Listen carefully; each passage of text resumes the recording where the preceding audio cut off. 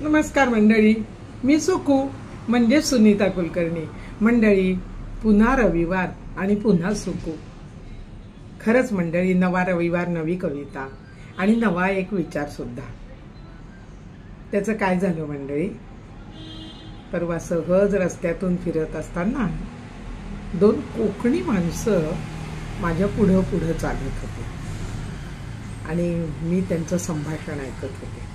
तर एक म्हातारा माणूस दुसऱ्या माणसाला समजवत होता आणि तो काय म्हणत होता ते मी हळू चोरून सगळं ऐकून घेतलं बरं का. आणि त्यानंतर तो जो दुसऱ्या माणसाला काही म्हणाला ते मी घरी येऊन शब्दबद्ध केलं आणि खरंच सांगते तुम्हाला, त्याची कविता झाली. आणि त्या कवितेला मी नाव दिलं कढीपत्ता. एक जण, दोन मित्र होते. एक जण जरा दुःखी होता आणि तो दुसरा जरा अनुभवी होता. जास्त टक्के टोणपे खाल्लेले होते आणि त्यांनी त्याला समजूत काढायला सुरुवात केली. आणि तो काय म्हणाला ते या कवितेत मंडळी ऐका. कवितेचं नाव आहे कढीपत्तो.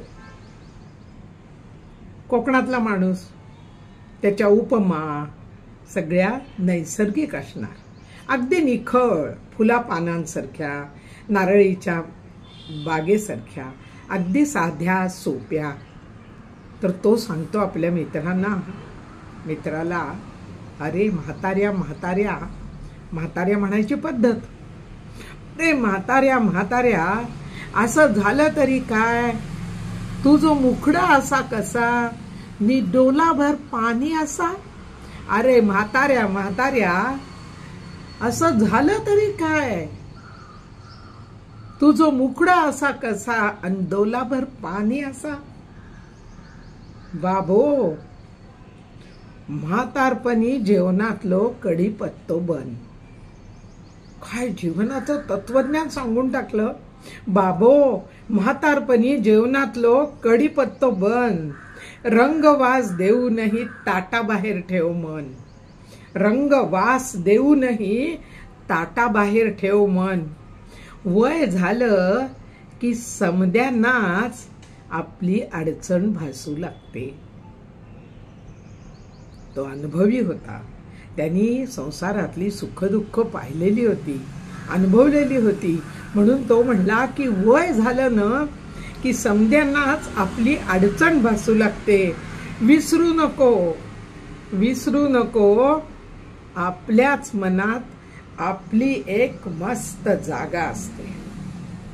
दुसऱ्या माणसाने आपल्याला कितीही हाकललं, कितीही नाकारलं, कितीही दुस्वास केला तरी आपल्या मनात आपलं सिंहासन असलं पाहिजे.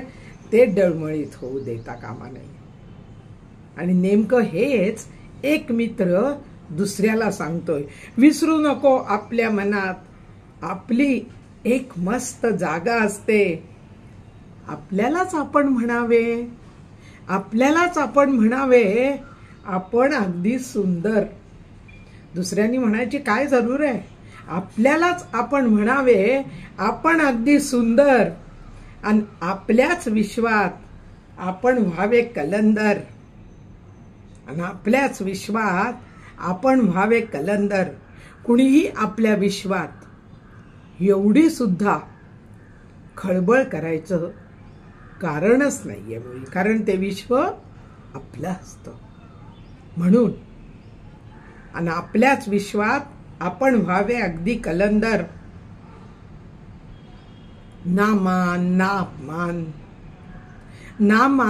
अपमान आपले आपण जपावे स्थान. ना मान ना अपमान आपले आपण जपावे स्थान. अरे ताटात काय आणि बाहेर काय, कढीपत्त्याला त्याचे कायच नाही. अरे ताटात काय आणि बाहेर काय, कढीपत्त्याला त्याचे कायच नाही. बाबा, रडत जगणं म्हणजे मरणं असतं. रडत जगणं म्हणजे मरणं असतं.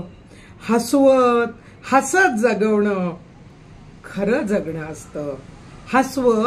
हसत जगणं खरं जगणं असतं.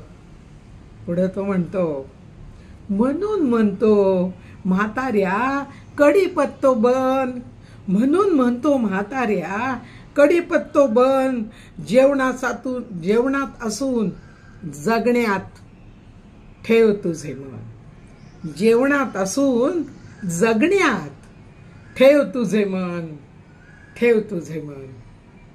म्हाताऱ्या जेवणातलो कडीपत्तो बन.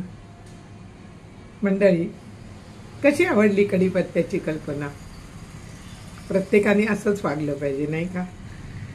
कशी वाटली कविता ते अवश्य कळवा. पुढच्या रविवारी पुन्हा भेटेलच सुकू, नवा विचार घेऊन, नवी कविता घेऊन. तोपर्यंत धन्यवाद. हो, पण विसरू नका लाईक अँड शेअर करायला. धन्यवाद.